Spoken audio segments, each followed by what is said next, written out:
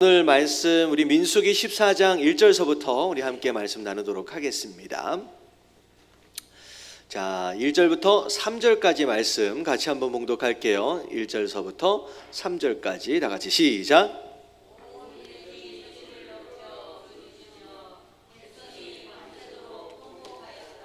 다시 한번.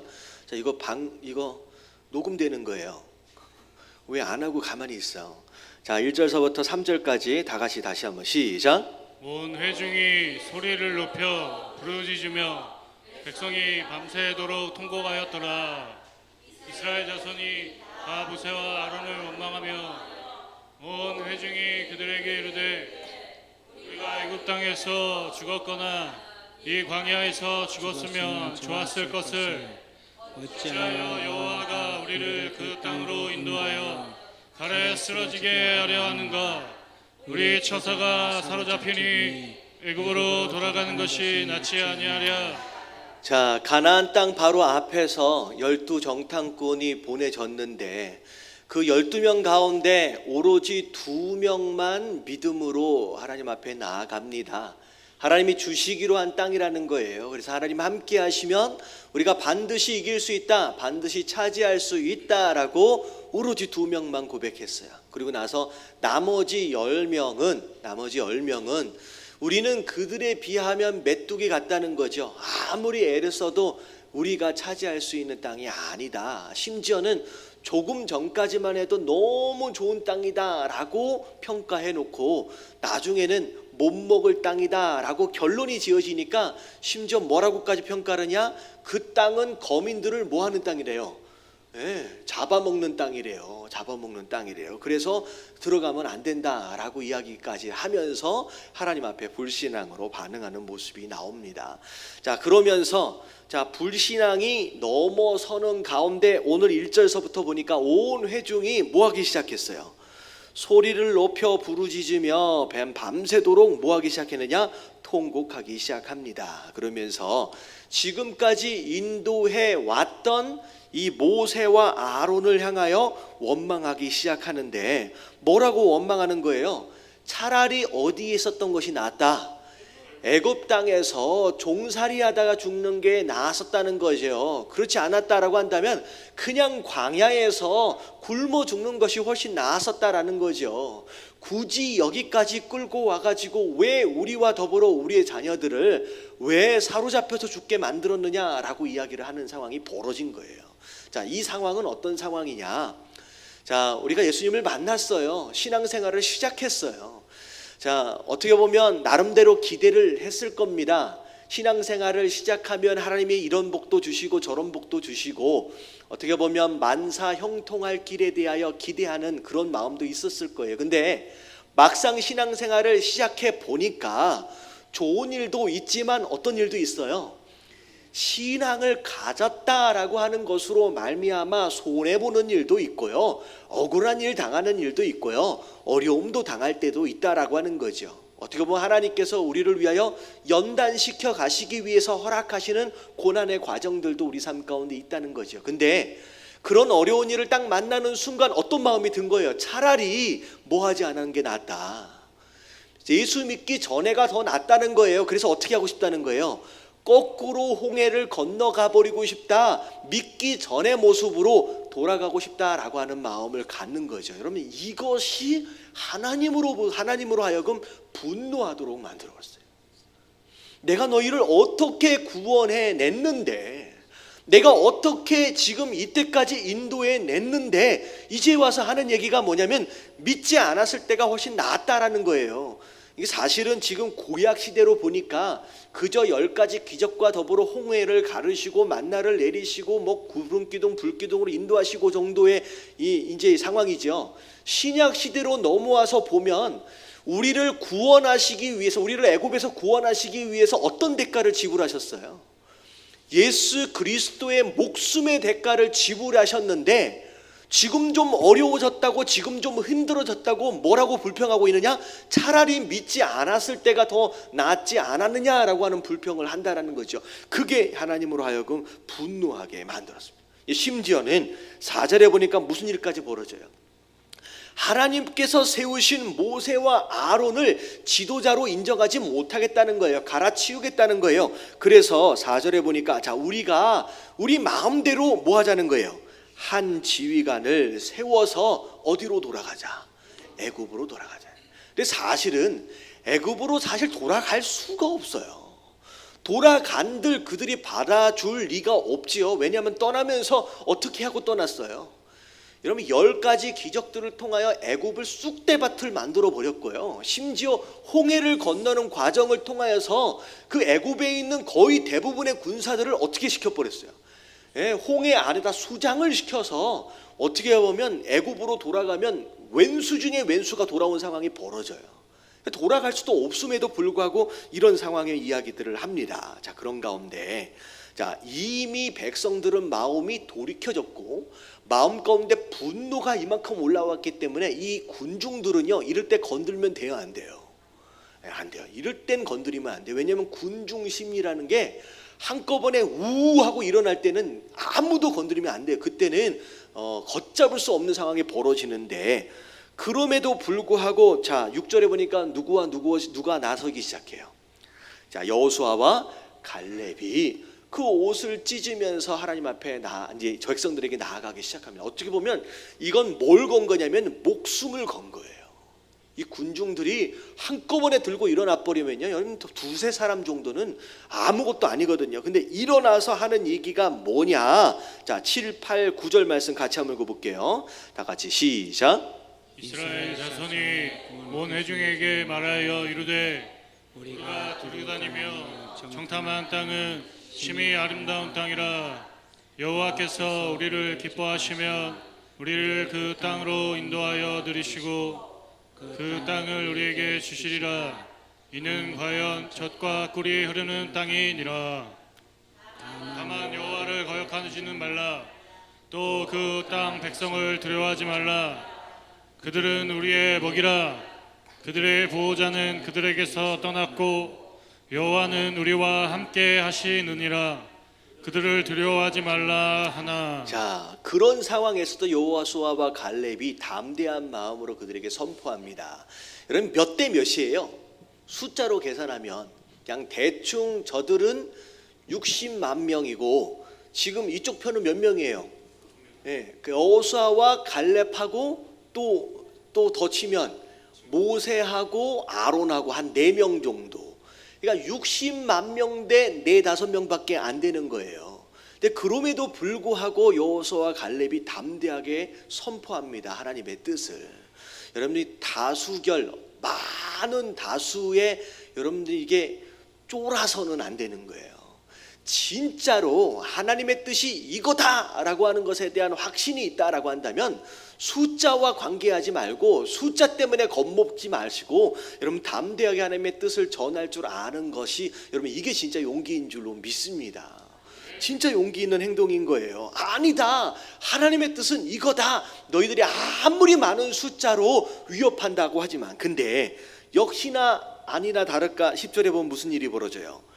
듣기 싫다는 거예요. 이제는 이미 마음이 돌아서 버렸어요. 듣기 싫다는 거예요. 누가 어째서 무슨 얘기를 하느냐. 그래서 화가 난 상황 가운데서 어떻게 하려고 했다? 돌로 그들을 쳐 죽이려고 했다라는 것이죠. 자, 여기까지 하나님께서 지켜보고 계시다가 참 재밌는 현상인 것 같아요.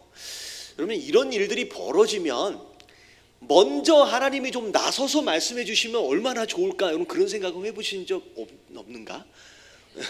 그렇잖아요. 꼭 어떨 때까지 기다리세요? 돌로 쳐서 죽기 직전까지 하나님 기다리세요. 그러니까 우리가 신앙생활을 하다 보면 언제까지 하나님이 기다리시느냐면 마지막 순간까지 벼랑 끝에 딱 몰려가지고 뭐 하기 전까지, 떨어지기 바로 직전까지 하나님 기다리시는, 이게 참 신앙생활을 하면서 하나님께서 그렇게 우리의 애를 태우시는 경우들이 뭐 간혹 있습니다. 근데 이것도 마찬가지예요. 굳이 이런 상황까지 벌어지기 전에 미리 하나님 나타나셔서 내 이놈 해가지고 벼락에다가 확 쳐버리면 이제 두려워 떨 거 아니에요. 근데 굳이 돌로 쳐서 죽이려고 하는 이 상황까지를 하나님께서 기다리고 계신다는 거죠. 뭐 하기 위해서요? 뭐 하기 위해서요? 그럼 마지막까지 뭘 확인하는 거예요? 갈렙과 여호수아의 믿음을 확인하는 거예요. 그럼 마지막 순간까지 하나님께서 응답하시지 않고 기다리는 상황들이 있어요. 근데 중요한 건 뭐냐면 그때까지 우리의 뭘 시험하고 계시느냐? 네가 그때까지 벼랑 끝에서라도 나를 과연 인정할 것이냐 말 것이냐라고 하는 것을 확인하기 원하실 때가 있다라고 하는 거예요. 여러분 좀 두려워하지 마시고 여러분 마지막 끝까지 끝나는 순간까지 오면 포기하지 마시게 되길 주님의 이름으로 축원합니다. 네. 절대 안 죽어요. 괜찮아요. 자, 그때 하나님이 딱 일어나셔서 이제 말씀을 시작하시는 거죠. 자, 그러면서 자 11절과 12절 말씀 같이 한번 읽어볼게요. 다 같이 시작. 여호와께서 모세에게 이르시되 이 백성이 어느 때까지 나를 멸시하겠느냐? 내가 그들 중에 많은 이적을 행하였으나 어느 때까지 나를 믿지 않겠느냐? 내가 전염병으로 그들을 쳐서 멸하고 내게 그들보다 크고 강한 나라를 이루게 하리라. 네, 하나님께서 굉장히 화가 나셨어요. 왜 화가 났느냐? 자, 이 말씀을 보면 불신앙으로 원망하는 것이 하나님 앞에서는 뭐가 된다는 거예요? 나를 멸시하는 것이 된다는 거예요. 그러니까 하나님을 멸시하는 것이 그저 그냥 우리가 하나님을 향하여서 뭐 하나님이 뭐 그럴 수 있느냐 저럴 수 있느냐라고 하나님을 대놓고 욕하는 것 자체가 멸시하는 게 아니라 불신앙 자체가 멸시하는 것이고 그 불신앙을 근거로 하여 불평하고 원망하는 것 자체가 하나님을 멸시하고 무시한 것이었다는 거죠. 그리고 뭐라고 말씀하세요? 내가 너희를 지금까지 얼마나 많은 기적들을 통하여 내가 하나님 되다라고 하는 것을 보여줬느냐는 거예요.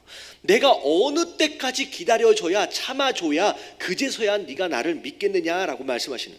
그리고 나서 12절에 하나님이 뭐라 그럴까요? 이게 어마어마한 말씀을 하시는 거예요. 뭐라고 말씀하세요? 내가 전염병으로 이들을 다 치겠다는 거예요. 그리고 내가 그들보다 크고 강한 나라를 이루게 하리라. 이 얘기는 뭐냐면 지금 가데스 바네아의 앞에 와 있는 200만 명이 넘는 이 백성들을 어떻게 하겠다는 거예요? 한 번에 다 죽여버리고 다시 몇몇 사람들과 더불어 지금 믿음으로 반응한 모세나 아론이나 갈렙이나 여호수아와 더불어 다시 어떻게 하겠다는 거예요? 새로운 나라를 시작해 보는 것이 훨씬 더 낫지 않겠느냐라고 하는 굉장히 무서운 말씀을 하시는 거예요. 이 얘기를 딱 하는 순간 자 13절서부터 나오는 내용이 이게 이제 바로 모세가 하나님을 향하여 중보하며 기도하는 내용이 나오는 거예요. 어떻게 해달라는 거예요? 이스라엘 백성들을 한 번만 용서해 달라는 거예요. 이게 참 이스라엘 어떻게 보면 모세가 온유한 자다라고 평가되어질 수밖에 없는 이유 중에 하나가 이건 뭐냐면 조금 전까지 그 이스라엘 백성들이 누굴 쳐 죽이려고 그랬어요? 모세와 아론을 비롯해서 여호수아와 갈렙을 쳐 죽이려고 했던 그 순간이었어요. 불과 몇 초 전, 몇 분 전이었거든요. 근데 그 순간 그 이스라엘 사실 생각해 보면 모세 입장에서 보면 하나님 마음처럼 어떤 백성들이에요. 이건 참 어떻게 해버렸으면 좋겠어요. 왼수 같은 백성들이에요. 언제까지 이러고 있을 것인지 답답할 수밖에 없고 근데 그 모세가 이스라엘 백성들을 살려달라고 기도하는 내용인데요. 근데 살려달라고 하는 기도의 내용이 뭐냐면 이게 그들이 불쌍해서 살려달라는 얘기가 아니에요. 누구의 영광을 위해서? 하나님의 영광을 위해서예요. 전체의 내용을 종합해 보면 이런 거예요. 이스라엘 백성, 애굽 땅에서 살고 있던 이스라엘 백성들을 광야로 끌어내신 분이 누구예요? 하나님이시지 않습니까? 그 어마어마한 기적들과 이적들을 통하여 이스라엘 백성들 종살이하고 있던 이스라엘 백성들을 구원하신 분이 하나님이시고 광야로 인도하신 분이 하나님이라는 거예요. 근데 만약에 여기서 하나님께서 이 이스라엘 백성들을 싹 쓸어버려서 싹 죽여버리면 세상에 있는 많은 사람들, 심지어 누구를 비롯해서 애굽을 비롯해서 주변에 있는 많은 사람들이 하나님을 어떤 하나님이라고 생각하시겠느냐는 거예요. 어떤 하나님이 되는 거예요. 그의 백성들, 종살이하고 있던 백성들을 끌어내가지고 광야에서 뭐 해버린 하나님, 다 죽여버린 하나님이 되지 않겠습니까? 이건 누가 손해본다는 거예요? 야, 이런 지혜로운 기도가 어디 있냐는 거예요. 여러분, 기도하실 때 이런 지혜가 필요한 것 같아요. 여러분들, 나 스스로 내 배를 채우기 위해서 하나님 이것 주세요 저것 주세요 라고 하는 그런 기도보다는, 여러분, 이왕의 성도 되어짐으로 살 바에야 누구에게든 어떤 삶이 되어져야 하느냐, 본이 되어지고 덕이 되어지는 삶을 사는 것이 좋은 줄로 믿습니다. 그렇잖아요. 교회를 다니고 신앙을 갖고 열심히 예배한다라고 하는 사람이 매일매일, 제가 뭐 전문 용어로 이렇게 표현을 해요, 매일매일 찌질하게 살고 있다라고 한다면 그게 어떤 덕이 되겠느냐라고 하는 거예요. 여러분, 정말 하나님을 믿고 뭐 잘 사지는 못하더라도 누가 보든 역시 믿는 사람은 달라라고 생각할 정도의 삶. 그래서 우리의 삶을 보고 우리가 어떻게 사느냐라고 하는 것을 보고, 역시 하나님은 살아 계시는구나, 역시 하나님은 이런 분이구나 라고 하나님께 영광 돌려질 만한 그런 인생, 여러분, 그걸 위해 기도하실 수 있는 저와 여러분들 되시길 주님의 이름으로 축원합니다. 우리는 잘 살아야 돼요. 할렐루야. 여러분, 이 잘 산다라고 하는 것에 대한 기준을 잘 이해를 하셔야 돼요. 여러분, 우리는 복을 받아야 되는 줄로 믿습니다. 그래서 우리가 어떻게 사느냐라고 하는 것이 하나님께 영광이 되어져야 한다라고 하는 거예요. 그게 모세의 기도예요. 하나님, 이 백성들을 여기서 죽이면 안 됩니다. 그러면 하나님이 어떤 하나님이 되겠습니까? 라고 하는 거죠. 자, 그랬더니 하나님이 여기에서 마음을 돌이키세요. 감동을 받으시는 거예요. 그래서 20절, 자, 여호와께서 이르시되 내가 내 말대로 사노라. 그러나 진실로 내가 살아있는 것과 여호와의 영광이 온 세계에 충만할 것을 두고 맹세하노니 내가 영광과 애굽과 광야에서 행한 이 내 이적을 보고서도 이같이 10번이나 나를 시험하고 내 목소리를 청종하지 아니한 사람들은, 자, 어떻게 돼요? 23절 시작. 내가 그들의 조상들에게 맹세한 땅을 결단코 보지 못할 것이요, 또 나를 멸시하는 사람은 한 사람도 그것을 보지 못하리라. 자, 중요한 건 뭐냐면 하나님이 뭐 하시겠다고는 했어요. 용서하시겠다고는 했지만 가나안은 본다 못 본다? 여러분, 못 본다는 거예요. 우리가 하나님의 용서에 대해서 우리가 착각하는 경우, 오해하는 경우들이 많아요. 그냥 용서하시면 다 해결이 다 돼버린 것처럼. 근데요, 여러분, 용서하시지만 그것에 대한 대가는 언젠가는 다 지불해야 하는 상황이 벌어질 수 있어요. 자, 보세요. 다윗과 같은 경우에 밧세바 사건을 생각해 보세요. 간음했지요. 살인 저질렀어요. 어마어마하게 큰 죄였어요.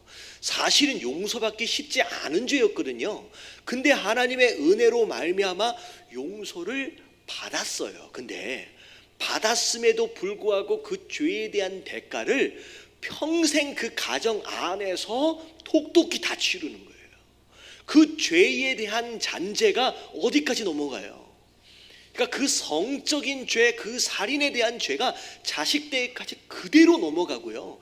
형제들끼리 간음하는 일들이 벌어지고 형제들끼리 살인하는 일들이 벌어지고, 심지어는 나중에 압살롬이라고 하는 그 왕자 때문에 반란이 일어나게 되고 나중에 성적인 것으로 말미암아 온 세상에 부끄러운 일을 당하는 일들이 다 다윗이 경험하게 된다는 거죠. 그러니까 우리가 죄에 대하여 뭐 하기까지 싸워라 그랬어요? 예, 피 흘리기까지 싸우라고 하신 이유 중에 하나가 뭐냐면, 그냥 용서하시면 다 없어져 버리는 그런 죄가 아니라, 죄는 어느 순간 반드시 그것에 대한 대가를 지불하게 되는 상황이 반드시 벌어진다라고 하는 거예요. 생각해 보세요. 아브라함이 하나님이 명령하시지 않는 가운데 애굽으로 내려가 버렸어요. 이거는 불신앙이었고 이거는 불순종이었어요. 근데 대가로, 자, 부자가 돼서 오히려 거꾸로 올라왔는데 그 불신앙에 대한 대가를 톡톡히 치르게 됩니다. 어떤 걸로 치르게 돼요? 그 애굽에서 내려가서 얻어가지고 올라온 누구 있어요? 하갈이라고 하는 여종이 나중에 이스마엘을 낳게 되면서 사라가 고생하죠. 여러분, 이 이스마엘의 후손이 지금 어떤 상황이 돼요? 여러분, 3, 4천 년을 거쳐가지고 이 이스라엘과 끊임없는 전쟁통 속에 여러분 굉장히 괴로움을 당하는 거예요. 그러니까 죄는요 단순한 게 아니에요. 그냥 하나님 죄송합니다, 용서해 주세요 라고 해버리면 끝나는 게 아니에요. 그래서 결국은 오늘도 마찬가지예요. 불신앙하고 불순종하고 불평하고 원망하는 자들은 비록 목숨을 건졌지만 약속하신 그 가나안 땅은 너희가 절대 보지 못할 것이다 라고 하나님이 말씀해 버리시는 거예요. 여러분, 죄에 대하여 뭐하기까지 싸워보자, 피 흘리기까지 이렇게 싸워 보시길 주님의 이름으로 축원합니다. 분명히 회개하면 용서하시지만 그것에 대한 대가는 내가 아니다라고 한다면 심지어 누가 치르게 될 수 있어요? 여러분, 내 자녀가 치르게 될 수 있어요.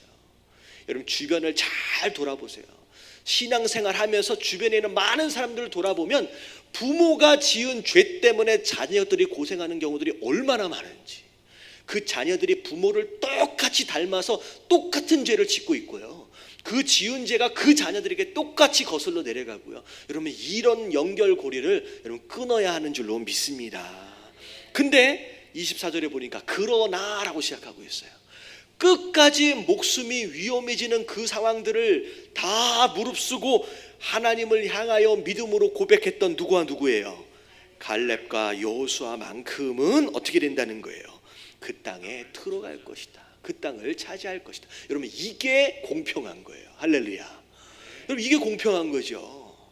이렇게 공평하게 하나님의 신실하게 그들에 대하여 약속을 지키십니다. 자, 그리고 나서 25절. 자, 이제는 강야한 땅으로 못 들어가요. 25절 뭐라고 말씀하시는지 보세요. 시작. 아말렉인과 가나안인이 골짜기에 거주하나니 너희는 내일 돌이켜 홍해길을 따라 광야로 들어갈지니라. 자, 어디로 들어가래요? 광야로 이제 들어가게 되는 거예요. 그러니까 어떻게 보면 모세도 그렇고 여호수아와 갈렙도 그렇고 사실 속 터지는 일이에요. 코앞에 가나안 땅을 놓고서도 들어가지 못하는 상황. 어떻게 보면 그 믿음 하나가 없어서. 근데 이제 더 억울한 사람은 또 누구예요? 사실 모세는 진짜 억울하죠. 결국 마지막에 들어가요, 못 들어가요? 이때 들어갔으면 모세가 들어갈 수 있었을 거예요. 근데 이 40년 이 광야의 시간 내내 속을 새겨요. 나중에 보세요. 이 이스라엘 백성들이 속을 그렇게 새기다가 모세가 열받아 가지고 어떻게 했어요? 지팡이로 갔다가 승질 한번 부렸다가 결국은 모세도 못 들어갑니다. 좀 안타까운 일들이 벌어졌는데 이런 거예요. 자, 가나안 땅은요 우리 코앞에 있어요. 우리 코앞에 있어요, 진짜. 근데 뭐 하기만 하면 들어갈 수 있어요. 여러분, 믿고 순종하면 들어가요. 여러분, 성도 대원, 이 가나안 땅, 이 이스라엘 백성은 이미 홍해를 건넌 자예요. 신약에서의 홍해를 건넜다라고 하는 것은 뭘 받은 거예요? 세례를 받은 거예요. 그러니까 이스라엘 백성들은 이미 성도가 됐어요. 홍해를 건넌 것으로 말미암아 하나님이 백성이 된 거예요. 마치 세례를 받은 우리 성도 되어진 자처럼. 근데 코앞에 가나안 땅을 놔두고서 뭐하지 못해서, 믿지 못해서, 순종하지 못해서 어디로 돌아가는 성도들이 많아요. 여러분, 구원을 못 받는 건 아니에요. 이미 홍해를 건넜기 때문에 구원은 받아요. 근데 가나안을 못 누려요. 가나안을 못 누리고 끊임없이 광야로 거꾸로 도는 인생들이 많다는 거죠. 교회 안에 한번 보세요.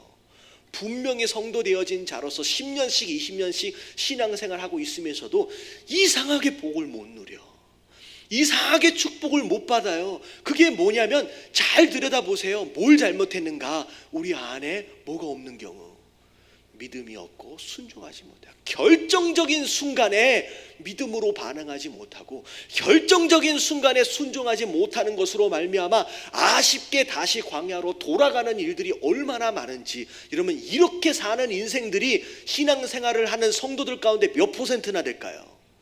여러분, 아무리 적게 잡아도 8, 90%예요. 거의 대부분 못 들어갑니다. 즉 오늘은 몇 대 몇이었느냐면 여러분 60만 명 대 4명밖에 안 되는 거예요. 여러분들 이런 안타까운 신앙생활 평생 하다가 아쉽게 천국 가지 마시고 여러분 이 땅에서도 누릴 수 있는 가나안이 있는 줄로 믿습니다. 믿고 순종함으로 누릴 줄 아는 것이 진짜 지혜다라고 하는 거.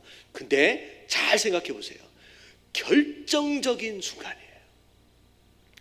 지금 다 괜찮은 것 같죠? 평안할 때는 내가 진짜 믿는 것 같고요, 내가 진짜 순종할 것 같지만 여러분 결정적인 순간을 여러분 인생 가운데 허락하실 때가 있어요. 여러분 그때가 언젠지를 아셔야 돼요. 여러분 거기서 넘어지면 진짜 안타까운 거예요. 여러분 그때 믿음을 활용하시게 되길 주님의 이름으로 축원합니다. 아멘. 자, 26절 넘어가서 26절과 27절 같이 한번 읽어볼게요. 시작. 여호와께서 모세와 아론에게 말씀하여 이르시되 나를 원망하는 이 악한 회중에게 내가 어느 때까지 참으랴. 이스라엘 자손이 나를 향하여 원망하는 바 그 원망하는 말을 내가 들었노라. 자, 원망이라는 단어가 몇 번이나 나와요? 지금 읽으면서 거의 한 절 안에 3번이나 나와요. 근데 자 보세요. 27절을 보면 원망하는 이 어떤 회중? 악한 회중이에요. 여러분 하나님 보시기에 악한 자가 어떤 자라는 거예요? 원망하는 자가 악한 자예요. 그러니까 어디 가서 뭐 살인을 하고 도둑질을 하고 뭘 하고 거짓말하고 해서 죄를 짓는 그런 자들 향하여서 악한 자다라고 얘기하는 게 아니라 하나님 보시기에 제일 악한 자는 어떤 자다? 악한 원망하는 자예요. 자 보세요. 이게 왜 연관이 되냐? 제가 말씀드렸잖아요. 하나님이 제일 싫어하는 사람 두 종류의 사람이 있어요. 자, 두 종류의 사람. 자, 첫 번째는 뭐 하는 사람? 여러분 교만한 사람 하나님이 제일 싫어해요. 두 번째 하나님 제일 싫어하는 사람이 어떤 사람이에요? 여러분 원망하는 사람이에요. 여러분 이 교만한 것과 원망하는 것은요 하나님이 가장 싫어하는 죄거든요. 자, 성경에 용서받지 못하는 죄가 한 죄가 있어요. 아세요? 뭐 하는 죄? 성령을 회방하는 죄. 이 죄는 용서받지 못한다라고 말씀하셨어요. 여러분 성령을 회방하는 죄가 무슨 죄예요? 여러분 성령을 회방하는 죄가 어떤 죄예요? 여러분 성령을 회방하는 죄가 어떤 죄인지를 알려면 성령 하나님이 무슨 일을 하시는지를 알면 돼요. 여러분 성령 하나님은 무슨 일을 하세요? 여러분 많은 일들을 하시는데 중요한 포인트만 잡으면 성령 하나님은 우리로 하여금 스스로 죄인임을 깨닫게 하시는 분이에요. 아, 내가 죄인이구나 라고 하는 것은 누가 깨달을 수 있느냐? 성령 하나님만이 나로 하여금 깨닫게 하시는 거예요. 그리고 성령 하나님은 나 스스로 죄인이다라고 하는 걸 깨달음과 동시에 그 죄인된 마음으로 겸손하게 뭐하며 나가는 거예요? 회개하며 나아갈 수 있도록 그 회개를 돕는 분이 성령 하나님의 일이에요. 그러니까 성령을 회방하는 죄다라고 하는 것은 뭐 성령님을 향하여서 막 욕하고 뭐 그런 죄가 아니라 성령님은 끊임없이 우리 스스로에 대해서 너는 죄인이다, 너희가 회개해야 된다라고 끊임없이 말씀하고 계심에도 불구하고 그 소리를 끝까지 거부하고 듣지 않는 자들이 바로 그 성령을 회방하는 죄가 되는 거예요. 근데 결국은 결과적으로 볼 때 끝까지 뉘우치지 않고 회개하지 않는 것으로 말미암아 용서를 받아요, 못 받아요? 못 받는 결과가 되어버리는 거예요. 근데 여러분 이 성령을 회방하는 죄가 하나님이 가장 싫어하는 이 교만한 죄와 이 원망하는 죄가 함께 걸려 있어요. 자, 왜 그런지 아세요? 여러분 교만한 자는 스스로 죄인이다라고 인정을 해요, 안 해요? 여러분 안 하는 사람이에요. 여러분 교만이 왜 무섭냐? 나는 죄인이 아니라는 거예요. 이 정도면 괜찮은 사람이라는 거예요. 끝까지 고집을 부리는 거예요. 그래서 회개할 마음이 없는 거죠. 버티다 결국은 회개하지 않는 것으로 용서받지 못하는 자, 멸망받는 자가 되어버리는 것이 바로 교만이에요. 그래서 하나님이 가장 싫어하는 것이고, 자, 원망하는 자가 왜 용서를 못 받느냐? 왜 용서를 못 받아요? 원망하는 자는 지금 일어난 모든 일들이 누구 탓이라는 거예요? 하나님 탓 아니면 남의 탓이라는 거예요. 자기가 잘못한 건 없다는 거예요. 여러분, 내가 잘못한 게 없다라고 하는 사람이 회개해요, 안 해요? 여러분, 회개하지 않아요. 여러분, 이스라엘 백성들이 나중에야 너 가나안 땅 못 들어간다라고 이야기하니까 그때 뉘우치죠. 끝까지 회개하지 않아요. 끝까지 하기에는. 그러니까 원망하는 자들이 결국은 하나님 앞에 가장 미움을 받는 이유가 뭐냐면 끝까지 남의 탓하고 자기는 잘못한 게 없다라고 이야기하고 있기 때문에 결국은 용서받지 못한 자들로 남겨져 버린다는 거죠. 그래서 오늘 하나님 뭐라고 말씀하시냐? 원망하는 이 악한 회중이다라고 하는 이 표현, 정말로 악한 것이 뭐냐라고 하는 것은 교만함과 원망하는 것이다 라고 하는 거예요. 여러분, 깨달아지시길 주님의 이름으로 축원합니다. 그런 가운데 하나님 뭐라고 말씀하시냐? 너희의 말을 내가 어떻게 했대요? 내 귀에 다 들려줬다는 거예요. 여러분, 하나님은요 귀가 되게 밝으신 분이에요. 우리의 작은 속삭임, 진짜 기도, 그 어떤 작은 속삭임도 하나님은 어떻게 하신대요? 다 듣고 계시는데 그 소리만 듣는 것이 아니라 어떤 소리도 듣는다. 작은 원망의 소리도 내가 놓치지 않는다. 내가 다 듣는다는 거예요. 그래서 이스라엘 백성들이 뭐라고 했어요? 차라리 돌아가자라고 얘기했잖아요. 내가 들은 대로 내가 어떻게 해주겠다? 그대로 너희 삶 가운데 행하겠다라고 말씀하고 계십니다. 자, 그래서 29절서부터 자, 하나님 뭐라고 말씀하시냐? 자, 지금 이 시점서부터 20세 이상의 남자들은 자, 가나안 땅에 들어가요, 못 들어가요? 못 들어간다는 거예요. 오로지 누구와 누구만 빼놓고 여호수아와 갈렙만 빼놓고는 못 들어간다는 거죠. 다 광야에 가서 다 광야에서 엎드려질 것이다. 자, 몇 년 동안? 40년 동안. 왜 40년이 됐어요? 너희가 정탐을 며칠 동안 했어요? 40일 동안 했기 때문에 하루를 1년씩 잡아서 40년 동안 광야에서 또 돌아다니다가 신 죽을 것이다라는 거죠. 그래서 자, 34절 뒤를 보면 자, 뭐라고 나와 있느냐? 너희는 그제서야 내가 싫어하면 어떻게 되는지를 알리라 하셨다라고 하는. 그러니까 하나님이 싫어하시면 진짜 뭐 무슨 표현으로 하면 적당할까요? 쌍코피 터지는 거예요. 진짜 힘들어지는 거예요, 진짜. 자, 35절. 나를 거역하는 이 악한 온 회중에게 내가 반드시 이같이 행하리니 그들이 이 광야에서 소멸되어 거기서 죽으리라. 그리고 다 이 심지어 10명의 정탐꾼들은 따로 구별해서 재앙을 내리겠다라고까지 말씀하십니다. 하지만 38절에 보면 여호수아와 갈렙만은 자, 생존할 것이다라고 하나님이 약속하셨어요. 그래서 나중에 이제 40년 후가 되면 어떤 일이 벌어지냐면요. 지금 20세부터 그 후에 있는 사람들은 다 죽잖아요. 그러니까 40년 후에 보면 가나안 땅을 정복하여 들어가는 이스라엘 민족들의 인구 편성을 보면요. 60세 이상은 몇 명밖에 없어요. 딱 2명밖에 없는 거예요. 그 다 어떻게 돼요? 60세 이하가 되는 거예요. 그러니까 어떻게 보면 군대로 얘기하면 전 국민이 굉장히 젊은 군대가 되는 거죠. 그래서 그런 이제 모습으로 이제 들어가게 됩니다. 자, 그런 가운데 자, 39절, 40절 자, 같이 한번 읽어볼게요. 시작.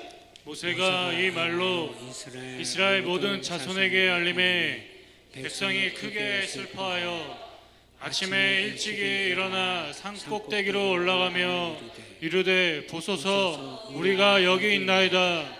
우리가 여호와께서 허락하신 곳으로 올라가리니 우리가 범죄하였음이니이다. 예, 못 들어간다. 광야에서 다 죽는다. 그러니까 이들이 이제 그제서야 정신을 차리기 시작. 이게 큰일 난 거죠. 하나님이 그렇게 한다 그러면 그렇게 하셨던 분이잖아요. 광야에서 다 시체가 될 것이다 라고 얘기하니까 겁이 덜컥 나면서 이러면 안 되지. 그래서 이제야 뭐라고 얘기하느냐? 아니 어떻게 하겠다는 거예요? 산 꼭대기로 올라갈게요. 말씀하셨던 대로 전쟁에서 우리가 올라갈게요 라고 얘기하는 거예요. 그래서 올라가는 거예요. 그런데 모세가 뭐라 그래요? 어찌하여 이제 여호와의 명령을 범하느냐? 그러니까 그들이 생각할 때는 정복하라고 했었잖아요. 근데 불신앙에서 이제 광야로 돌아가 버려라. 그러면 이제 거기서 죽게 되니까 그러면 하라고 말씀하신 그 첫 번째 명령으로 돌아가면 그러면 될 줄 안 거예요. 근데 모세와 더불어 하나님은 뭐라고 말씀하시냐? 그게 맞는 얘기가 아니라는 거예요. 자, 두 단어가 굉장히 비슷하지만 다른 개념이 있어요. 여러분, 후회라고 하는 단어와 회개라고 하는 단어의 차이가 뭘까요? 여러분, 후회, 내가 뭘 잘못했어요. 실수한 게 있는 거예요. 그것에 대하여 후회하는 사람이 있고요. 두 번째, 그것에 대하여 회개하는 사람이 있어요. 자, 후회와 회개의 큰 차이를 생각해 보면, 자, 첫 번째는 후회는 가장 기본적인 차이예요. 후회는 실수와 저지른 죄에 대한 문제를 누가 해결하려고 해요? 내가 해결하려고 하는 시도예요. 자, 회개는 내가 지은 죄에 대하여 나 스스로 해결할 수 없다라고 하는 걸 인정하고 그 죄에 대한 문제를 누구에게 가지고 나가는 거?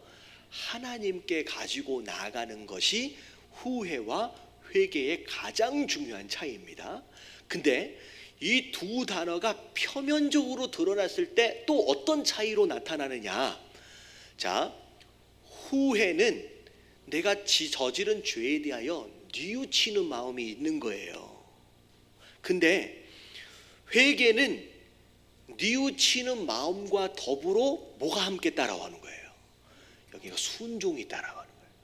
자, 다시 정리할게요. 후회는 내가 저지른 죄에 대하여 뉘우친 거예요. 근데 뉘우침으로 끝나는 것은 후회지만, 자, 회개는 뉘우치고 뭐에 대하여 순종한다?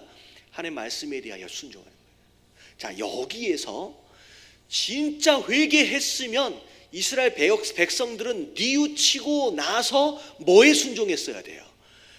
비록 거기서 죽는다라고 할지라도 하나님의 명령에 순종하는 것이 회개인 거예요. 근데 이들은 뉘우쳤는데 그 죄에 대한 대가를 달게 받고 싶지 않은 거예요. 그래서 불순종하고 어디로 올라가겠다는 거예요? 가나안 땅으로 올라가겠다라는 거예요. 여러분, 후회와 회개의 가장 큰 차이는요, 내 죄에 대한 문제를 누구에게 가지고 나갔냐라고 하는 것과 더불어 뭐 했느냐예요? 순종했느냐 안 했느냐라고 하는 거예요. 차이는. 자, 보세요. 삭개오 같은 경우에 뉘우쳤어요. 어디서 뉘우쳤느냐? 뽕나무 위에서 내려오면서 뉘우쳤어요. 자기가 잘못했다라고 하는 거. 그리고 나서 예수님의 뜻을 따라서 뭐 하기 시작했어요? 순종하는 삶을 결단하는 것. 그래서 삭개오의 그 모습을 뭐한 삶이라고 얘기하느냐? 회개한 삶의 모델이 되어지는 거죠. 우리도 마찬가지예요. 돌이키기만 하면 되는 것이 아니라 돌이켜서 나아가야 될 방향조차도 그 하나님 말씀에 대한 순종으로 반응하는 것, 여러분, 이게 진짜 회개인 줄로 믿습니다. 그래서 진짜 회개했으면요, 광야로 돌아가는 게 맞는 거예요. 근데 억지로 어떻게 하겠다는 거예요? 광야에선 죽고 싶지 않다는 거죠. 그래서 올라가는데 모세가 뭐라 그래요? 여호와가 함께하지 않을 것이다. 나도 함께 올라갈 수 없다라고 하는 거 고집 부리고. 자, 44절에 보니까 다 같이 한번 읽어봅니다. 시작. 그들이 그래도 산 꼭대기로 올라갔고 여호와의 언약궤와 모세는 진영을 떠나지 아니하였더라. 그렇게 이야기했음에도 불구하고 뭐 했다? 그래도 올라갔다는 거죠. 여러분, 이게 꼭 이렇게 말 안 듣는 사람은 또 못 오세요. 고집도 이렇게 세요.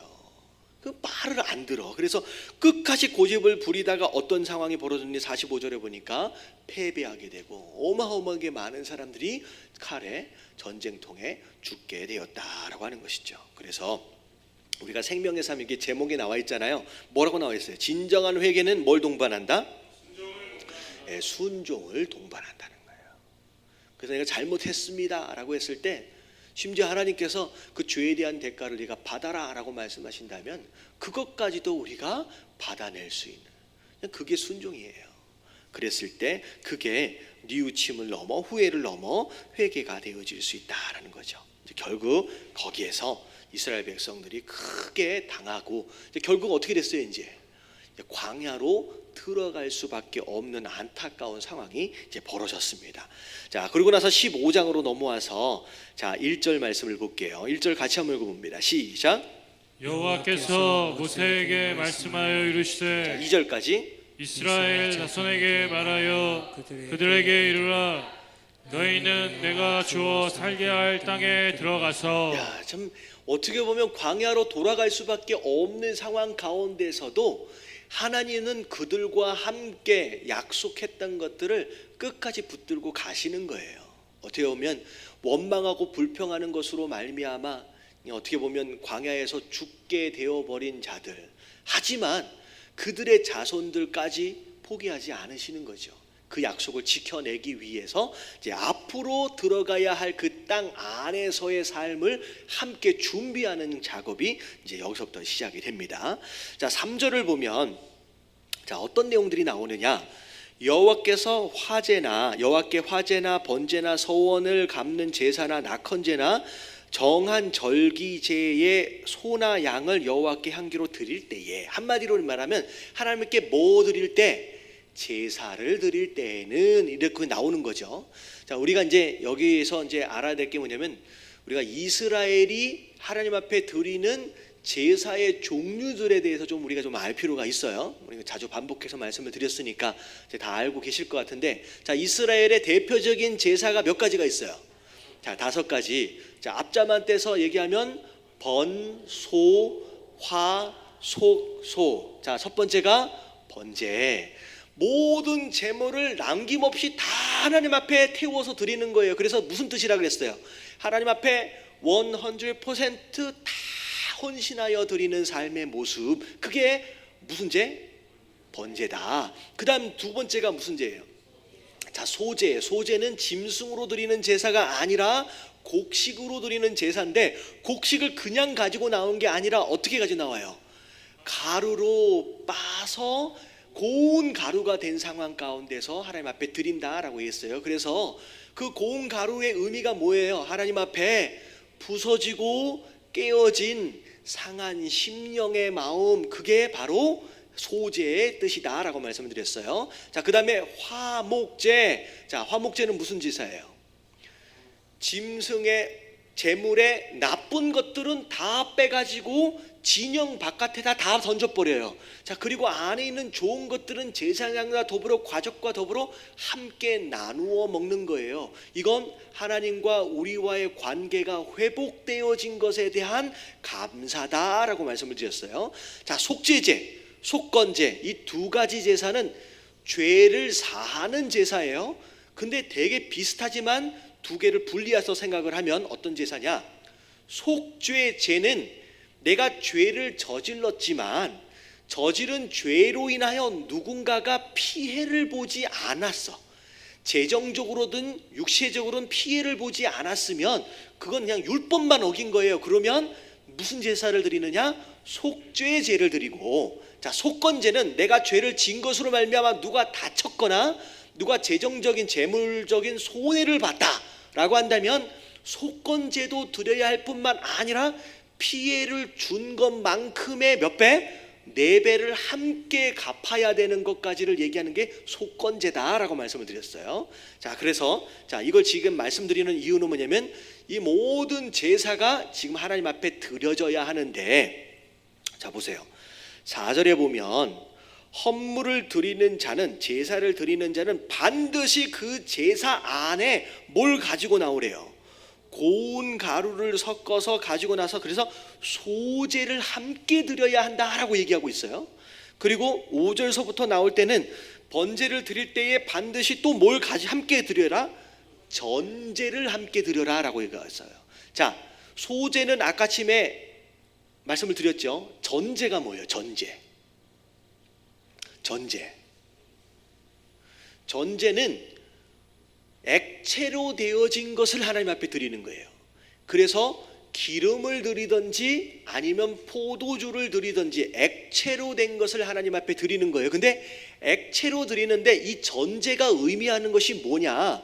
자, 바울 사도가 무엇 되고 싶다 그랬어요? 자기가 하나님 앞에서 전제되어지고 싶다. 여러분, 전제는요, 재물 위에 뿌려지는 순간 뭐가 돼요? 치 하면서 향기가 되어져서 흔적 없이 증발해 버려요. 그러니까 전제는 뭐냐면 남겨지지 않는 거예요. 하나님 앞에 그냥 향기로만 남는 그런 삶을 바로 전제라는 거죠. 그래서 자, 4절서부터 쭉 나오는 내용이 뭐냐면, 너희가 하나님 앞에 예배를 드리며 나아갈 때 그 제물과 더불어 반드시 함께 드려야 할 두 가지가 있는데, 그게 뭐냐? 소제와 전제다라는 거예요. 자, 이게 뭘 의미하느냐?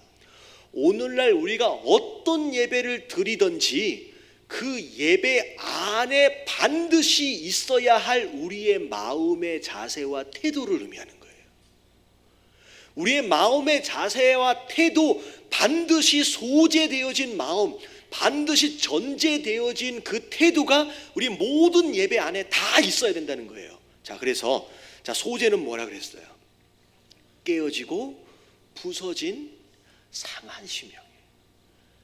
그러니까 우리 예배 안에 반드시 있어져야 할 소제의 모습은 뭐냐면 하나님 앞에서 상한 심령으로 나아가는 거예요. 하나님, 이렇게 나는 깨어진 존재입니다. 하나님, 나는 이렇게 부서진 존재입니다. 하나님, 나는 이렇게 연약한 존재입니다. 하나님, 나를 어떻게 해달라는 거예요?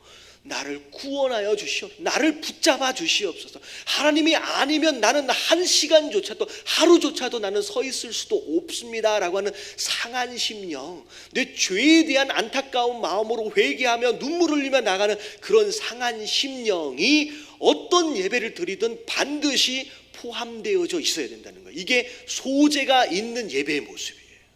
자, 두 번째는 뭐예요? 전제. 여러분, 전제라는 것은 내가 남는 게 아니에요. 여러분, 예배를요 계속 드려보세요. 주일도 빠짐없이 예배를 드리고, 수요 예배도 빠짐없이 예배를 드리고, 금요 예배든 새벽 예배든 저녁 기도 모임이든 빠짐없이 드리다 보면 은근슬쩍 이 마음속에서 뭐가 올라오기 시작하냐면요, 나의 의가 올라오기 시작해요.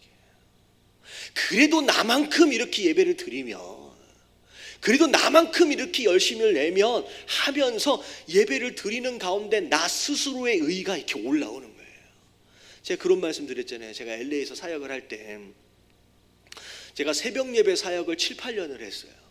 처음에 새벽 예배 사역을 할 때 무슨 새벽 예배 사역이 뭐가 있는 이게 아니라, 그 제가 새벽 예배 찬양 인도를 7, 8년을 한 거예요. 맨 처음에 찬양 인도를 부탁을 받았을 때 무슨 생각을 하게 됐냐면, 여러분, 찬양 인도를 하면 여러분 1년 365일 휴가도 없는 거예요. 빠짐이 없이 매일 나가야 되는 거예요. 제가 그 사역을 딱 부탁을 받는 순간 올 것이 왔구나. 왜냐하면요, 여러분, 목사가요, 담임 목사님들끼리 모여서 물어보면요, 목사가 제일 힘든 것 중에 하나가 뭐냐면 뭐만 없으면 할 만 난다 그래요. 요 새벽 예배만 없으면, 이 새벽 예배가 되게 쉽지가 않아요. 그러니까 성도 되어진 자로 그냥 틈날 때마다 나오는 것과 하루도 빠짐없이 그 자리를 지켜야 하는 사람의 마음하고는 다른 얘기예요. 근데 처음 부탁을 받았을 때, 야, 이게 벌써 올 게 왔구나. 또 어쩔 수 없이 순종할 수밖에 없기 때문에 순종을 했어요. 근데 제가 새벽 예배 사역을 하면서 참 이제 쉽지 않아요. 제가 그렇게 건강해 보이나요? 괜찮아 보여요? 그렇게 건강하진 않아요. 비실비실하거든요. 그래가지고 그래서 감기도 잘 걸리고요, 몸살도 잘 걸리고요. 그래서 제가 이게 에어컨 바람이 세면요 땀을 뻘뻘 흘리면서도 추우면 안 돼요. 왜냐하면 다음날 몸살 걸려버려요. 그래서 제가 컨디션을 조절하려고 되게 애를 많이 씁니다. 근데 아플 때가 있어요. 그러면 진짜 이 새벽 예배는 제가 제일 먼저 나가서 문을 열어야지 성도들이 들어와요. 그러면 제가 한 3시 반 정도면 일어날 수밖에 없어요. 근데 사역자가 몇 시에 잘 것 같아요? 여러분 보통 12시면 자요. 12시 넘어서야 돼야 자잖아요. 그럼 잠을 못 자는 거예요. 그러면 이 잠도 못 자지요. 그리고 이게 새벽 예배를 인도하기 위해서 이게 아침에 이 3시 반 정도 되면 일어나야 되는데 여러분 이게 잠을 자는 게 아니에요. 왜냐면 제가 못 일어나면요 성도들이 교회 밖에서 기다려야 되잖아요. 나중에 그 관리하시는 집사님이 올 때까지 기다려야 돼요. 그러면 이게 잠을 자면 누워있으면 1시간마다 깨요. 불안하고 초조해서 일어나지 못할까 봐서. 그래가지고 제가 이렇게 하는데 여러분 이게요 이제 목사님들끼리 돌아가면서 설교를 하잖아요. 그럼 목사님들이 아차 하는 순간에 깜빡 조세요. 그러니까 주무시고 못 나오는 상황이 벌어지는 거예요. 그러면 제가 앞에서 인도를 하다가 2곡을 인도를 하는데 2번째 곡 정도 됐는데 설교자가 앞에 안 나타나면요 불안하고 초조해지는 거예요. 그러면 뒤에서 미디어 하시는 분이 뒤로 나가. 뭐 하러 나가요? 전화하러 나가요. 그러면 전화하면서 들어오면서 이렇게 얘기를 해요. 그럼 뭐 하라는 거예요? 오고 계시니까 시간을 끌으라는 거예요. 그러면 제가 기타를 치면서 제가 5분 10분을 시간을 끄는 거예요. 근데 전화를 하고 들어오는데 이렇게 하면 무슨 얘기가 되는 거냐? 이제 일어나셨더니 전화 통화가 안 되는 거예요. 그러면 찬양 인도를 하다가 어떻게 해야 되느냐? 이제 기타를 놓고 제가 설교를 해야 되는 거예요. 지금 간혹 가다가 제가 이제 잘 말씀을 읽어놓고 올라왔으면 다행인데 바쁘면 못 읽어놓고 올라오면 머리에 쥐가 나는 거예요. 이제 한번 읽는 동안에 설교를 하려고 머릿속에다가. 자 그렇게 이제 제가 이제 제 자랑하려고 이런 얘기하는 게 아니라 자 그렇게 하다 보니까 목사님들도 피곤하면 빠질 수도 있는데 손 간사였어요. 그때 손 간사는 한 4년째 되어질 때까지 한 번도 안 빠졌어요. 단 한 번도 하루도 늦지 않고 하루도 결석하지 않고 나오는 모습들을 보면서 성도들이 은근슬쩍 누구를 칭찬해요. 손간사만한 사람이 없다. 손전도사만한 사람이 없다라고 칭찬하기 시작하는데 은근슬쩍 이 안에서 뭐가 올라오기 시작하냐면 야 내가 되게 괜찮은 사람인가 보다라고 하는 마음이 쓱 올라오는 거예요. 그 마음이 쓱 올라오고 나서 그 다음날 아침에 사고가 났어. 폐차가 됐어요. 완전히 폐차가 돼서 그날 그 다음날 이제 제가 교회를 못 나가요. 근데 폐차가 딱 됐음에도 불구하고 이 마음 가운데 이 쌓아놓은 바벨탑이 안 무너지는 거예요. 왜냐하면 한 번 빠졌는데 뭐에서 빠진 거예요? 사고 나서 빠진, 그러니까 사고가 날 정도로 해서도 이렇게 나오는 사람이라는 거예요. 이 바벨탑이 안 무너지는 거야. 그러고 나서 며칠 후에 어떤 일이 벌어졌느냐? 자다가 눈을 떴는데 너무 개운한 거 있잖아요. 너무 잘 잔 거 있잖아요. 너무 상쾌해. 근데 은근슬쩍 상쾌하다가 갑자기 마음 가운데 무슨 마음이 들었냐? 불안하고 초조한 마음이 쓱 들어오는데 시계를 보니까 9시네. 이미 예배 다 끝나버렸어. 전화기를 보니까 전화통에 얼마나 많이 전화가 왔는지. 그러면서 딱 마음에 든 게 뭐냐면 이게 내 의구나. 내 의가 자꾸 쌓여져 가면 여기서 또 내가 무너지는구나. 그러면서 제가 스스로 예배로 인하여 쌓여지는 의에 대해서 생각을 하게 된 적이 있어요. 그러니까 예배가 내 의가 되면 안 돼요. 내가 그래도 이렇게 내가 열심히 이렇게 헌신하는데 그래도 라고 하는 것이 내 의가 되어지면 안 되는 거예요. 그래서 뭐라고 얘기하냐? 전제와 함께 드려라는 것은 네가 어떤 예배를 드렸든 너는 뭐가 되어져야 되느냐? 겸손하게 너를 하나님 앞에 그냥 없어지는 것을 향기로 드려져야 한다라고 하나님 말씀하시는 거예요. 여러분 깨달아지시길 주님의 이름으로 축원합니다. 그래서 우리가 예배를 드릴 때 반드시 2가지가 있어야 돼요. 소재와 전제. 진짜 상한 심령으로, 그리고 전제처럼 진짜 내가 남는 게 아니라 내 의가 아니라 진짜 하나님께만 올려드리는 여러분 그런 예배를 드리실 수 있는 저와 여러분들 되시길 주님의 이름으로 축원합니다. 자 그리고 나서 나중 얘기가 뭐예요?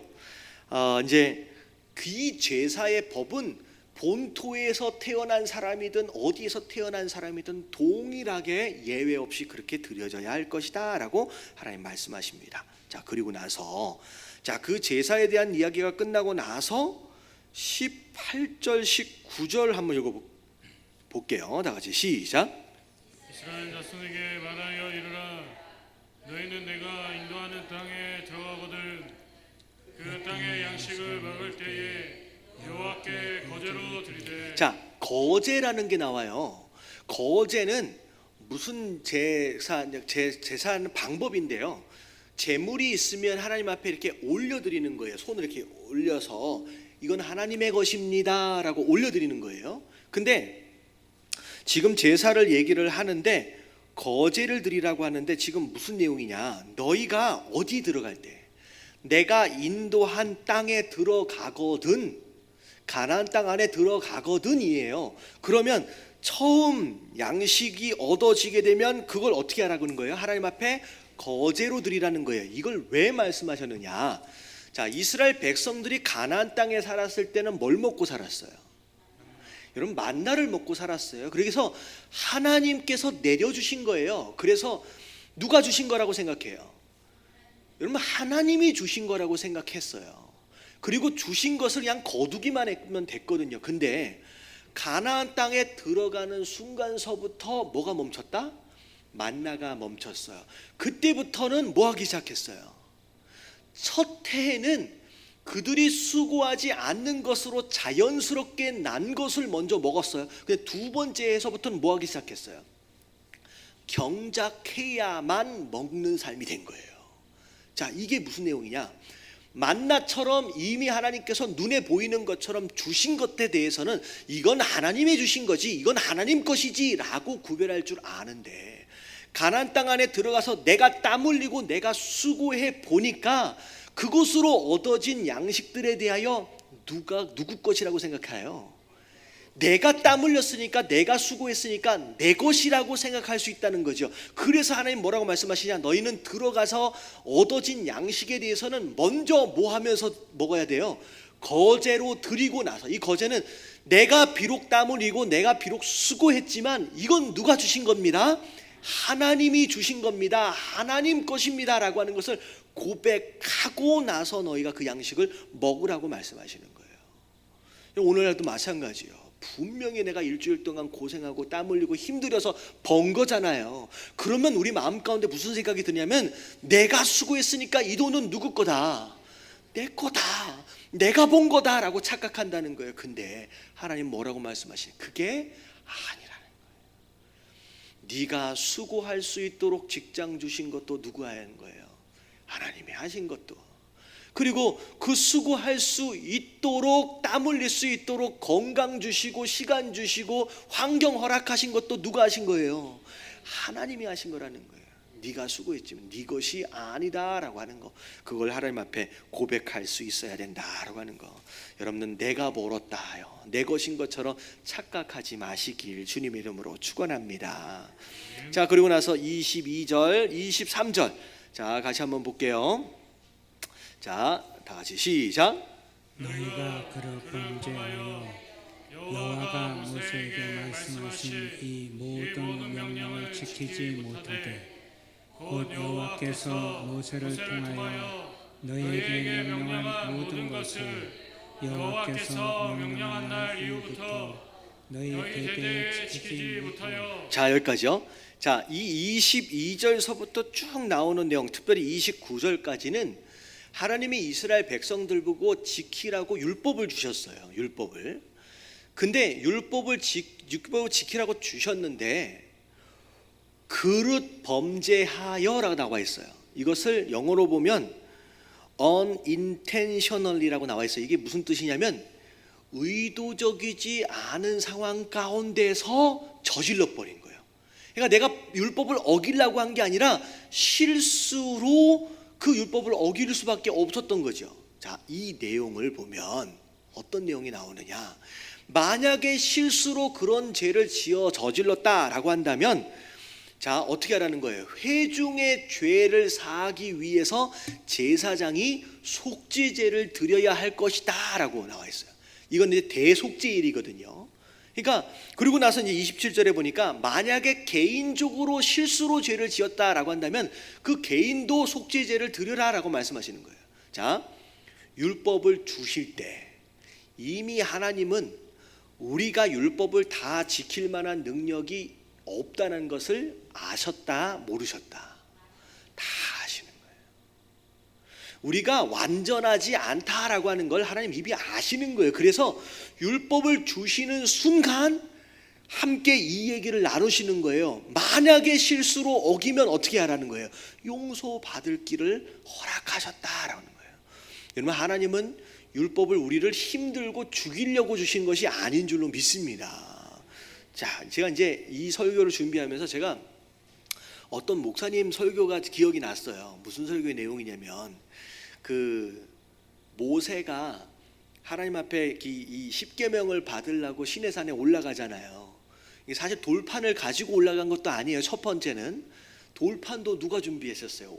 하나님이 다 준비하시고 심지어 새기시는 것까지 하나님 다 하신 거예요. 근데 하나님이 진짜 정성스럽게 만들어준 이 돌판 2개를 가지고 내려왔는데 무슨 일이 벌어져요? 이 밑에서 금송아지 만들어 놓고서 난리가 났잖아요. 그랬을 때 모세가 어떻게 해서 이게 가지고 내려온 이 돌판을 바닥에 던져서 깨트렸다는 거죠. 근데 그 목사님 그런 얘기를 하시는 거예요. 왜 모세가 그것을 갖다가 하나님이 주신 것인데 겁도 없이 이렇게 깨버릴 수 있을까? 깨버릴 수 있을까? 이게 제정신이 아닌 거 아니냐? 그러니까 열받아도 너무 도가 지나친 거 아니냐? 근데 그 목사님 뭐라고 말씀하시느냐? 율법을 가지고 내려왔어요. 자, 이 율법을 백성들에게 알려줘야 돼요. 근데 이 십계명에 나와 있는 율법은요, 어기면 어떻게 돼요? 여러분, 감옥살이 하는 게 아니에요. 특별히 지금 이들이 무슨 죄를 저지르고 있느냐? 우상을 섬기고 있어요. 하나님이 처음에 말씀하신 1, 2, 3번에 대한 죄를 다 짓고 있는 상태예요. 다시 말하면 이 율법이 새겨진 이 돌판을 그들에게 그대로 가지고 내려가면 이 율법을 따라 그들은 다 어떻게 돼야 돼요? 전부 다 죽어야 돼요. 그 차마 이 율법을 이들에게 가지고 나갈 수가 없다라고 하는 마음에 어떻게 할 수밖에 없었다. 깨트릴 수밖에 없었을 것이다 라고 하고 그렇게 해석하시는 목사님이 제가 얘기 들었어요. 설교를. 나름대로 이해가 가더라고요. 중요한 건 뭐냐면 오늘 말씀을 보세요. 우리는 그걸 지킬 만한 실력과 능력이 예초부터 없어요. 그래서 오늘 뭐라고 말씀하시냐? 그걸 어겼을 경우에는 이렇게 해야 한다라고 하는 살 방법을 우리에게 허락하셨다라고 하는 거예요. 여러분, 우리가요 이런 거예요. 죄 짓지 않기 위해서 노력하는 것보다 더 우리가 노력해야 될 게 있어요.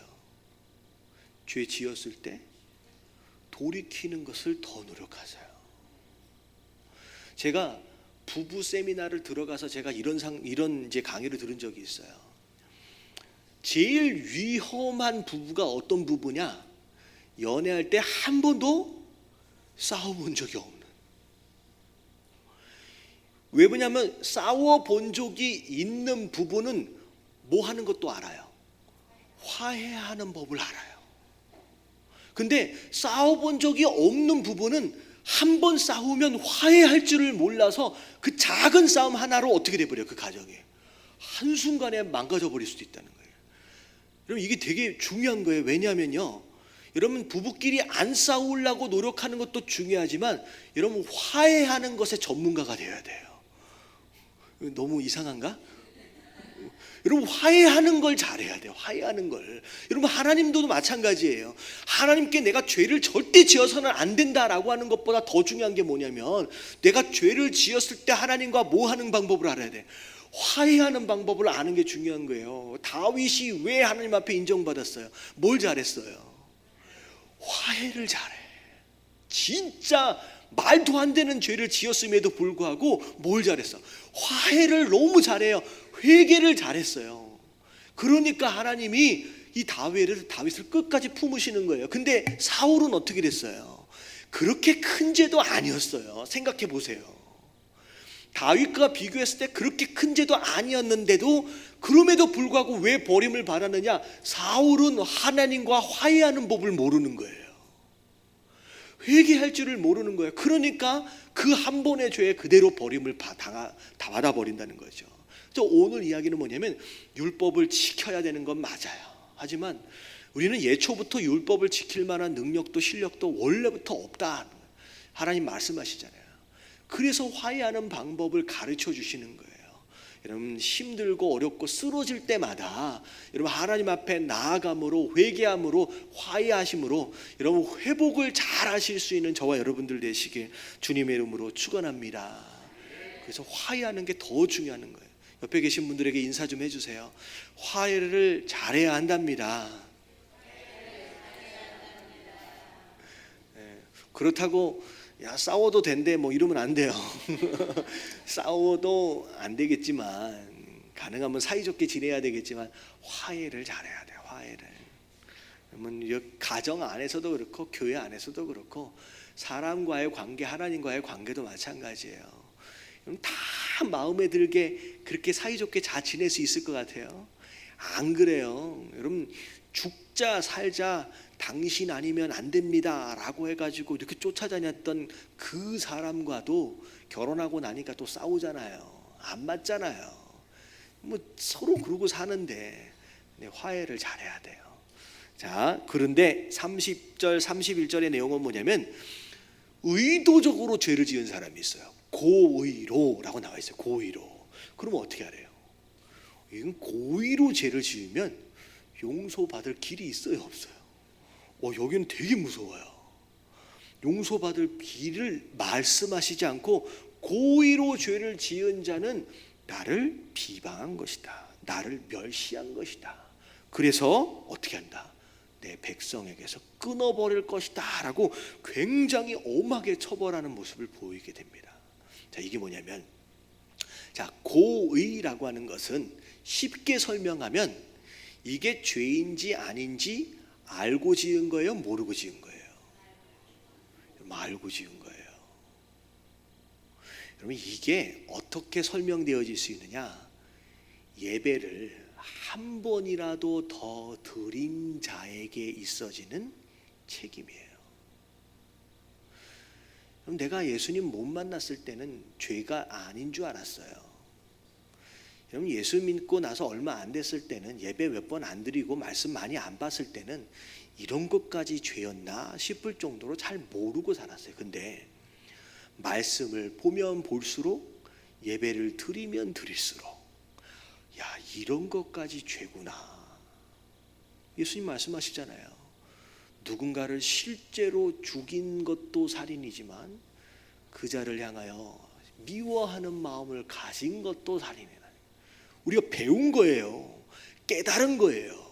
그 예배를 한 번이라도 더 들은 자는 하나님의 말씀에 대하여 조금이라 더 아는 자가 되잖아요. 그럼 더 안 자다라고 한다면 그 전에는 모르고 지은 죄였을 때는요 부지중에 지은 죄지만 이제는 알고 지은 죄가 돼버리는 거예요. 그러면 어떻게 돼요? 처벌이 더 강해지는 거예요. 여러분 이게 예배가 한 번, 두 번 반복되어지는 것 자체가 장난이 아닌 거예요. 하나님은 우리가 말씀을 한 자라도 더 알게 되는 것으로 말미암아 그것에 대한 책임을 오히려 더 물으신다라고 하는 거죠. 그래서 교회 안에 있어서도 말고 리더 되어진 자, 좀 더 오래 믿은 자, 성숙한 자에 대해서는 하나님이 처벌하시는 기준 자체가 달라요. 그러니까 여러분들 성숙하면 성숙할수록 여러분 남들과 비교하지 마세요. 이 정도면 쟤보다는 좀 거룩하게 사는 것 같지라고 생각하지 마시고 여러분들에게 되시는 잣대는요 여러분들이 얼마나 하나님을 더 깊이 아느냐에 따라서 그 되어지는 기준 자체가 달라질 수 있다는 거죠. 여러분 그것에 대한 책임감을 가지시고 여러분 신앙생활 하시는 저와 여러분들 되시길 주님의 이름으로 축원합니다. 그래서 알면 너무 좋을 것 같지만 이게 무서운 것일 수 있어요. 자 오늘 마지막 말씀입니다. 32절서부터 41절까지 이제 볼 텐데, 자 32절서부터 32절만 같이 한번 읽어볼게요. 시작. 이스라엘 자손이 광야에 거류할 때에 안식일에 어떤 사람이 넘어가는 것을 발견하죠. 자 이미 율법이 선포된 상태예요. 근데 안식일날 나무를 베는 사람이 발견된 거예요. 그래서 사람들이 이 사람을 끌고 갑니다. 끌고 간 상태에서 어떻게 처치할지, 처분을 할지를 아직 지시를 받은 게 없어서 가두어뒀어요. 그랬더니 하나님이 모세에게 뭐라고 말씀하세요? 35절 다 같이 시작. 여호와께서 모세에게 이르시되 그 사람을 반드시 죽일지니 온 회중이 진영 밖에서 돌로 그를 칠지니라. 예, 어떻게 됐어요? 안식일날 나무 한 번 했다가 돌에 맞아 죽는 일이 벌어졌습니다. 여러분, 이 안식일이 뭐냐? 안식일이 뭐냐?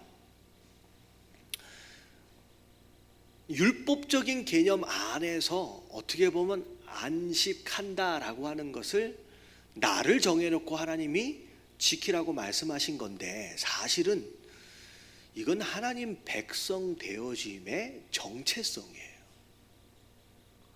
특별히 눈에 보이는. 자, 보세요. 이게 이제 안식이라고 주일하고 이게 연결해서 생각을 해볼 수 있어요. 제가 나중에 좀 설명을 드릴게요. 연결해서 생각을 해보면, 자, 이스라엘 백성 같은 경우에 안식일 날 아무도 일을 안 해요. 일 안 하는 것 그 자체가 하나님 백성됨의 증표가 되는 거예요. 주일날 한 11시 정도 되면 교회를 다니는 성도들은 어디가 있어야 돼요? 교회 가 있어야 돼요. 교회 가 있지 않으면 이 사람은 성도가 아닌 거예요. 그러니까 내가 누구냐라고 하는 것을 눈으로 드러날 수 있도록 표현하는 정체성과 같은 거예요. 내가 이 시간에 내가 어디에 있느냐라고 하는 것으로 말미암아 내가 누구냐라고 하는 것을 증명하는 거예요. 그러니까 이런 거죠. 예전에는 이제 잠깐 무슨 얘기를 하려고 그랬지? 자, 이런 거예요. 율법에 보면 1계명서부터 10계명까지를 잘 보세요. 그러면 이걸 지켰는지 안 지켰는지 확인할 방법이 애매모호한 법들이 되게 많아요. 1계명, 200명, 300명 이런 식으로 보면 나 외에는 다른 신을 섬기지 말라 이런 계명은 사실은 다른 사람도 확인하기 쉽지 않을 뿐만 아니라 자기 자신도 확인하기 쉽지 않아요. 그리고 어떤 죄 같은 경우에는 들키기 전까지만 해도 지었는지 안 지었는지 확인할 길이 없는 죄들이 대부분인데, 이 안식일을 지킨다라고 하는 요 죄만큼은요, 누가 봐도 지켰는지 안 지켰는지를 누가 봐도 아는 거예요. 어떻게 알아요? 안식일 날 일을 했느냐 안 했느냐, 주일날 교회에 가 있느냐 안 가 있느냐라고 하는 것으로 말미암아 나도 알고 남도 아는 거죠. 그러니까 이런 거죠. 이 특별히 안식이라고 하는 이 계명은 눈에 드러나 보이는 정체성의 표현이에요. 다른 죄, 다른 것 같은 경우에는 확인할 길이 없고 들키지 않으면 밝혀지지 않은 것일 수 있지만 요것만큼은 드러나는 거죠. 그래서 하나님께서는 드러날 수밖에 없는 요것만큼만은 눈에 보이는 것이기 때문에 그게 너의 정체성이다라고 말씀하시면서 그것만큼은 지키기를 기대하신다는 거죠. 근데 중요한 건 뭐냐면, 이걸 주일이기 때문에, 이게 안식일이기 때문에 꼭 거기에 가야 한다라고 하는, 여러분 이런 그 뭐라 그래, 율법주의적인 어떤 사고방식 안에서 우리가 자리를 메꾸고 자리를 채우고 있다라고 한다면 되게 안타까운 일인 거예요. 우리가 예배에 참석하고 있는 이 순간, 이 자리에 우리의 모습, 여러분 이것 자체가 사실은 어떻게 보면 되게 자랑스러운 것이고 되게 뿌듯한 것이고, 왜냐하면 그것 자체가 내가 누구라고 하는 등표예요. 내가 하나님의 자녀이며 내가 하나님의 백성이다라고 하는 것에 대한 증표이기 때문에. 그래서 예전에는 제가 어렸을 때 그런 기억이 나요.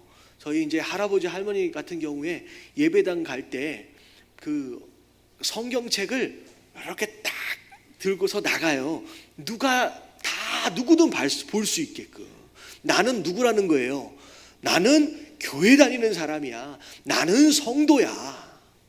교회 다니는 것 그 자체가, 예배 참석하는 그 자체가 짐이 되어지고 그것 자체가 무거운 무엇인가 되어져서, 율법이 되어져서 괴로워지고 힘들어져서는 안 된다라고 하는 것이죠. 그러면 이게 굉장히 중요한 거예요. 그래서 율법을 지킨다라고 하는 거 이거 자체가 우리 마음 안에서의 특권이며 자랑이며 뿌듯함 되어지는 것이 굉장히 중요한 것 같아요. 그래서 제가 이제 오늘 아침엔가 이제 이런 설교를 했어요. 이제 저는 이제 목사가 되어지는 이런 상황 가운데서 그런 게 있었어요. 제가 어렸을 때 제가 태어나기 전에 태어날 때 뱃속에서 제가 막 안 나왔대요. 그래서 저희 어머니가 이제 집에서 한 열 몇 시간 동안을 막 산고 진통 막 이렇게 하면서 되게 힘드셨는데 나중에 이제 의사가 와가지고 야 이러다가는 산모도 죽고 애도 죽는다. 그래가지고 아이를 갖다 이렇게 집게로 이렇게 찝어내야 된다. 그래가지고 좀 위험을 좀 무릅쓰고 저를 갖다 머리를 이렇게 찝어가지고 냈어요. 근데 머리를 갖다 이렇게 찝어가지고 내면 애들은요 머리 두개골이 되게 약해가지고 상처가 나면 안에도 손상을 입을 수 있다는 거예요. 이렇게 콱 눌리면서. 그런데 이제 그때 이제 저희 아버지하고 저희 어머니가 기도하시면서 그런 하나님 마음이 주셨대요. 하나님 이 아이를 주의 종으로 키우고 싶다. 저한테 한마디 의논도 안 해보시고 그냥 두 분이서 기도를 하신 거예요. 그래가지고 주의 종이 되어야 된다. 근데 제가 어렸을 때부터 항상 들었던 얘기가 뭐냐면 너는 커서 뭐가 될 사람이다. 주의 종 될 사람이다. 그래서 제가 초등학교 6년 동안 중고등학교 6년 동안 제 생활 기록부를 보면 장래 희망이 목사였어요. 계속. 결국 목사가 됐거든요. 근데 많은 목회자들, 목사님들 자녀들이 목사님들이 이제 자녀들을 이렇게 목사 이제 키워보고 싶고 그런 마음들이 좀 있잖아요. 근데 자녀들이 그걸 이제 잘 못 받는 이제 자녀들이 있어요. 근데 저는 신기하고 정말 감사하게도 어렸을 때부터 목사가 되고 싶었어요. 왜 그러냐면 참 이게 되게 중요한 게 저희 아버지가 되게 멋있었거든요. 저희 아버지를 아시는 분이 몇 분 계실 거예요. 저희 아버지가 너무 멋있었어요. 강단 위에서 이렇게 큰 대형교회 그런 목사님은 아니셨지만 정말 그렇게 열정적으로 말씀을 전하시는 그 아버지의 모습에 내가 저 아버지처럼 된다라고 한다면 야 이거 너무 해보고 싶다라고 하는 그런 생각. 그래서 제가 목사가 된다라고 하는 것 그 자체를 저는 되게 특권이라고 생각했고 그걸 되게 자랑스럽고 되게 뿌듯하게 생각했어요. 근데 제가 요 말씀을 준비하면서도 그런 생각이 드는 거예요. 하나님의 말씀에 순종하는 것 그거 자체를 이게 짐이다라고 생각해버리면요 하나님의 본심에서 멀어지는 거예요. 왜 이렇게까지 해야 하느냐라고 하는 그런 마음이 들어와 버리면요 그건 하나님 본심에서 멀어져 버리는 거예요. 여러분 율법을 지키는 그것 자체가 여러분 뿌듯함이 되어져야 돼요. 내가 하나님 앞에 쓰임을 받는다라고 하는 것 그것 자체가 자랑이 되어지는 거예요. 내가 이렇게 쓰임 받을 수 있다라고 하는 거, 내가 이렇게 하나님의 말씀을 지킨다라고 하는 거. 그래서 제가 전에 그런 말씀 드렸잖아요. 새벽 예배에 운전을 하다 오면 되게 위험해요. 왜냐하면 이 새벽에 4시 반 정도 되면 거의 대부분이 신호를 안 지켜요. 그냥 막 달리거든요. 근데 그 신호를 아무도 안 지키는 그 상황 가운데서 빨간불이 켜졌다고 나 혼자 그 신호위대 앞에 딱 서 있는 것 그 자체, 나를 지나치는 수많은 사람들, 심지어 내 뒤에 있는 사람이 빵빵하면서 왜 안 가냐고 해서 지나쳐 가버리는 그런 모습을 제가 경험하면서 그 빨간 신호등 앞에 끝까지 버티고 서 있는 내가요 되게 뿌듯해 보이는 거예요. 여러분 이런 거예요. 이 세상을 살면서 신앙을 지키고 정말 말씀에 순종한다라는 게 왜 이런 것까지 꼭 이렇게 해야 하느냐라고 하는 게 아니라 남들은 다 아무렇게나 살고 있음에도 불구하고 나 혼자라도 나는 이 말씀을 지키겠다라고 버티고 있는 이것 자체가 여러분 마음 안에 뿌듯함이 되어지고 자랑이 되어져야 한다는 거예요. 깨달아지시길 주님의 이름으로 축원합니다. 여러분 그렇다고 제가 다 다 말씀을 다 순종하는 되게 괜찮은 목사인 것처럼 착각하지 마세요. 저도 되게 못난 게 되게 많아요. 이런 설교를 하니까 저를 되게 이렇게 미워하는 것처럼 들려질 수 있는, 그렇지는 않은데요. 그거 하나만이라도 지켜가면서 그게 뿌듯함이 되어지고, 남들은 다 거짓말하고 남들은 다 속이면서 사업하고 하는 상황 가운데서도 나는 내가 망한다라고 할지라도 나는 하나님 앞에서는 내가 정직해야 한다라고 하는 것을 신실하게 지키는 것, 비록 망해도 그것이 자랑이 되어지는 거예요. 여러분, 그게 우리 신앙인의 모습이어야 되는 줄로 믿습니다. 그래서 그걸 지키는 게 너무 중요한 거예요. 내가 누구냐라고 하는 것을 지켜나가는 거. 그래서 안식일이 되었든 주일이 되었든 그 어떤 말씀이 되었든 짐이 되어지지 마시고, 짐으로 지고 가지 마시고, 여러분 자랑이 되어지고, 여러분 뿌듯함이 되어져서 여러분 기쁨으로 순종해 볼 수 있는 저와 여러분들 되시기를 주님의 이름으로 축원합니다. 자, 마지막 말씀이 뭐냐면 37절부터 42절까지 말씀은 뭐냐면, 너희 이 옷깃에다가 파란색 뭘 다르래요. 끈을 달래요. 이게 뭐냐면 말씀을 기억해 놓기 위한 안전장치. 이게 왜 말씀을 이렇게 했느냐, 지금 왜 율법을 어겼느냐, 가만히 보니까 뭘 기억을 못해요? 말씀을 잘 기억을 못한다는 거죠. 그래서 말씀이 네 마음 가운데서, 네 머리 가운데서 떠나지 않도록 눈에 보이도록 그렇게 하라는 거예요. 근데 재밌는 건, 여러분 이게 옷단 귀에다가 이게 술을 달았다 그랬잖아요. 여러분 이 술은 누가 봐요?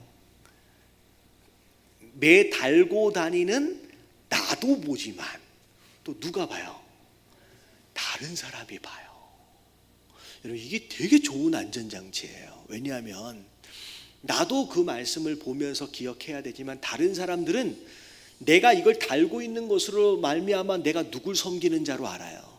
하나님을 섬기는 자로 보는 거예요. 그러면 다른 사람이 나를 그렇게 보고 있다라고 하는 것으로 말미암아 내 삶이 조금 더 정돈되기 시작합니다. 이게 안전장치 중에 하나예요. 그래서 예전에 우리 그 어떤 목사님이 어떻게 하셨냐면, 자동차 뒤에다가 크게 주 예수를 믿으라, 그리하면 너와 내 집이 구원을 얻으리라 라고 해서 되게 크게 뒤에다가 딱 써붙이고 다니는 그 목사님이 한 분 계셨어요. 근데 그분은 물어봤어. 그걸 전도하려고 이렇게 하시는가 보다. 근데 그분이 하신 얘기가 뭐냐면, 이게 말씀을 통하여 전도하는 효과도 있지만 사실 그거는 아주 작은 부분이에요. 그것 보고 교회 가는 사람은 별로 없다는 거예요. 근데 중요한 건 뭐냐면, 이걸 딱 써붙여 놓는 순간 이 안에서 운전하고 있는 사람이 어디 다니는 사람이다?